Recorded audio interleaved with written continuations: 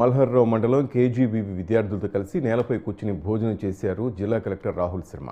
వసతి గృహాలు, పాఠశాల మధ్యాహ్న భోజనంలో ఆహార నాణ్యత పరిశీలనకు విద్యార్థులతో ప్రతి శుక్రవారం మండల ప్రత్యేక అధికారులు, తహసీల్దార్, ఎంపీడీఓలు విద్యార్థులు కలిసి సాపంక్తి భోజనం చేయాలని సూచించారు జిల్లా కలెక్టర్. ఇందులో భాగంగా జయశంకర్ భూపాలపల్లి జిల్లా మల్హర్రావు మండలంలో జిల్లా కలెక్టర్ కస్తూర్బా గాంధీ బాలికల విద్యాలయాన్ని ఆకస్మికంగా తనిఖీ చేశారు. పాఠశాలలో బియ్యం, నిత్యావసర వస్తువులను పరిశీలించారు. బియ్యం, నిత్యావసర సరుకుల నాణ్యతను పరిశీలించారు. నాణ్యత లోపించిన వస్తువులను వాడవద్దని సంబంధిత అధికారులకు ఆదేశించారు. ఆ తర్వాత అల్పాహారం మరియు భోజన సదుపాయాల్లో నాణ్యత గురించి విద్యార్థులను అడిగి తెలుసుకున్నారు.